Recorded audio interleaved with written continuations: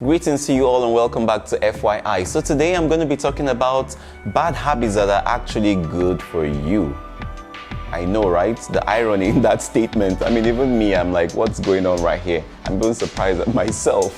You know how people have bad habits, like from dragging your feet to having like slurs while you're trying to speak, to picking your nose in public, to biting your nails, and all sorts of, crappy things that people do that sometimes could be so annoying. But today, I've decided to talk on some of these bad habits that actually are good for you. Take a listen.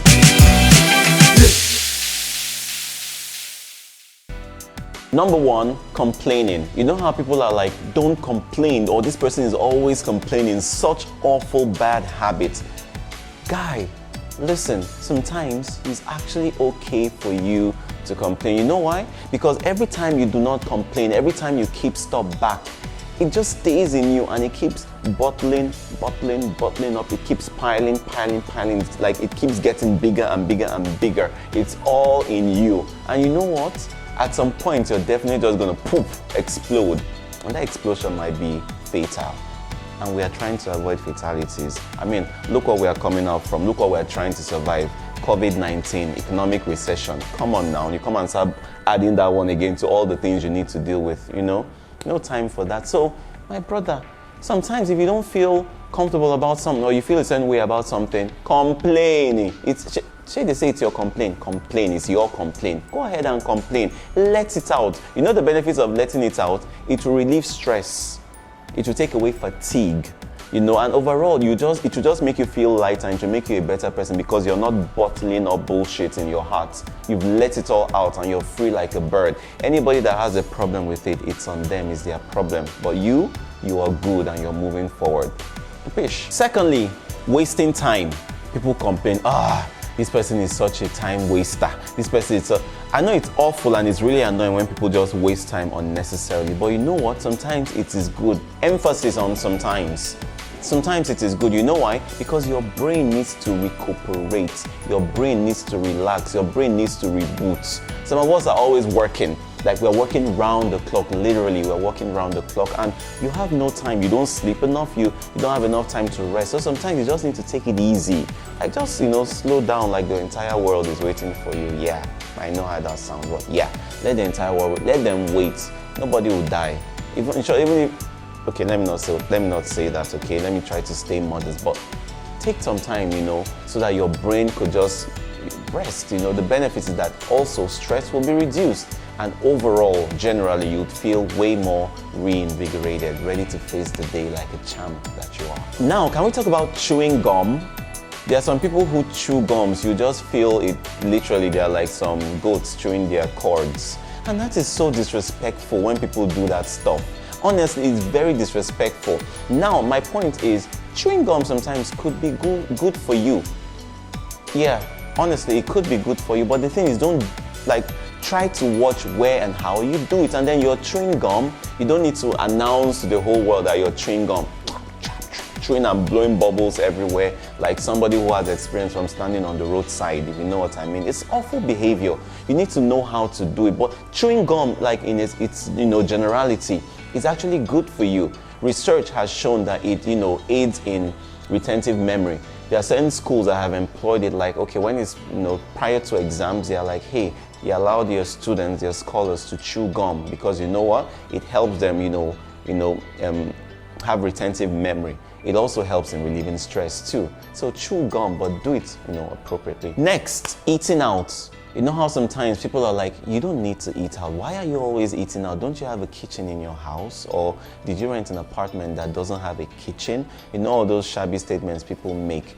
Yeah, I understand all of that. First of all, just tell them to mind their business. It's none of their business, except of course they are the ones who are paying for their meals when you eat out. But if they're not the ones paying for the meals, it's really none of their business, except this person is like your spouse or partner or something like that.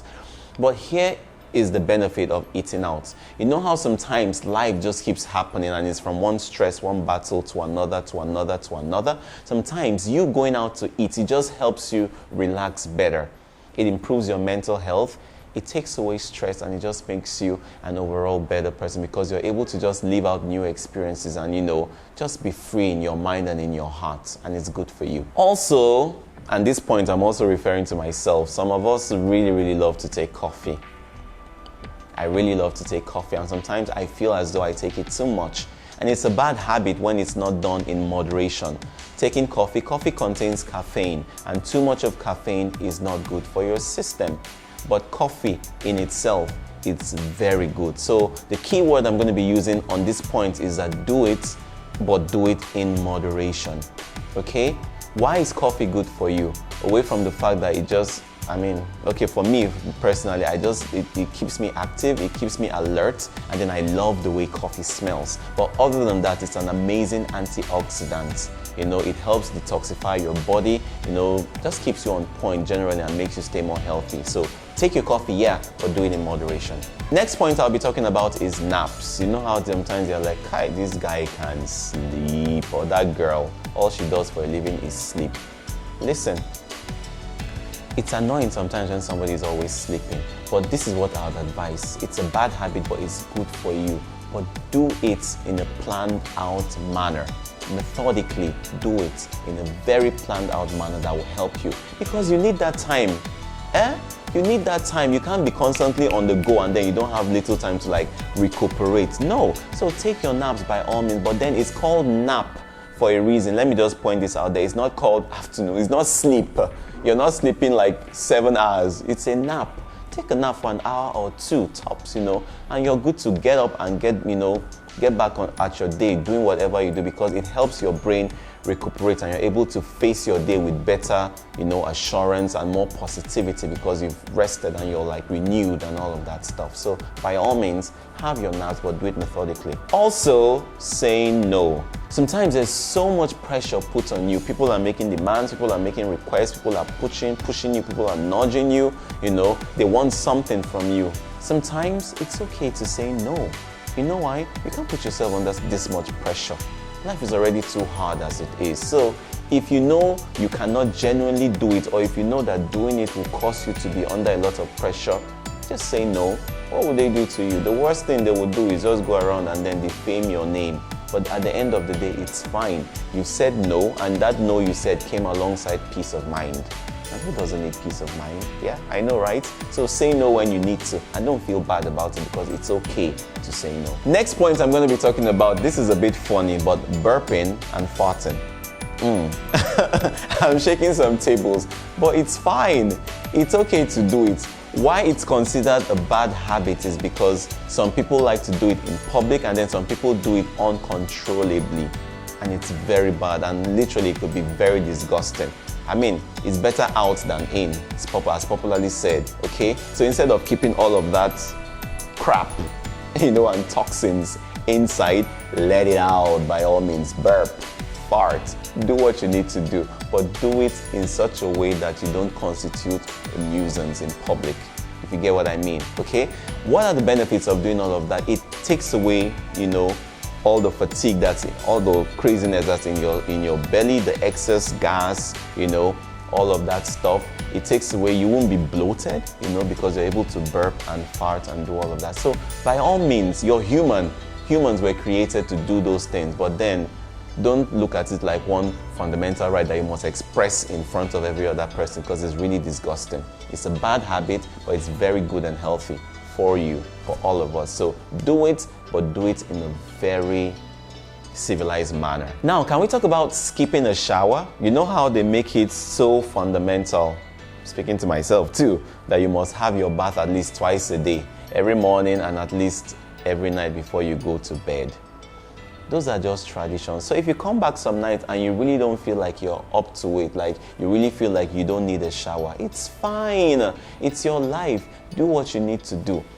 Listen, imagine somebody who is, due respect to this line of work, is just an example, but imagine somebody who is, let's say, a laborer who carries blocks and cement, and then you can't come back home at night and tell me you don't feel like you're dirty or you don't feel like you have a need to use a shower. Please, don't just come close to me. Go and have a shower already. But if you genuinely feel as though you don't need a night shower, like you feel like you're clean and there's no need for it, by all means, go to bed. It's your life. You can do what you need to do. There's no law that says you must have a shower before you go to bed. So even though it's considered a bad habit to go to bed without having your shower, if you feel as though there is no need for you to do it, by all means, don't do it. You know why you even shouldn't shower as much? Because the more showers you take, the more you take off the oil on your skin that's needed to keep your skin supple and moisturized. You know, so you don't want to go around with dry skin, especially if you don't like to moisturize. I always talk about moisturizing your skin here, okay? So if you feel that way, by all means, you could go to bed without having a shower. But if you come back and you do like tedious hard work for a living, please have your shower. Please, you don't want to start smelling. I beg you in God's name, so have your shower. Now, the final point I'm giving for today is peeing while bathing. That is so funny. I mean, it's funny to say and it's somewhat embarrassing to say, but it happens. Research has shown that over 75% of people on this planet Earth have done that act at least once in their lifetime. So you who is watching me, literally you who is watching me, I'm very sure you've done that, and most likely more than once in your lifetime. You're going to have a shower and, you know, you're peeing while bathing and you're not peeing through the right channel. I know, right? People are in the background and they're all smiling. All of them are guilty as charged. But hey, it's okay. It's one of those bad habits that could be termed as being good. And now let me explain why it's good, okay? Your pee contains, this is disgusting, I'm sorry, but your pee contains, I can't believe I'm talking about pee. Your pee contains uric acid and also ammonia, and it is good for the skin. So when you do that and it comes down, it's good for your skin because it also serves like an antifungal. Okay, so it helps to like purify your skin. So for what it's worth, you know, it's okay. It's a bad habit, but it's good. And then guess what? You also would be saving some water. Yeah, let's save some water as well, okay? So why don't you just multitask, okay? So while you bathe, you just pee and it's okay. But make sure that the floor is clean and, you know, your bathtub and all this cleaned out, you know, and all of that stuff, you know, and it's fine, right? Okay, so basically, not every habit that's termed bad is actually really bad. Sometimes you could just do it because it's also the right thing to do or it's beneficial to you. What makes it bad is when you try to rub it off on other people.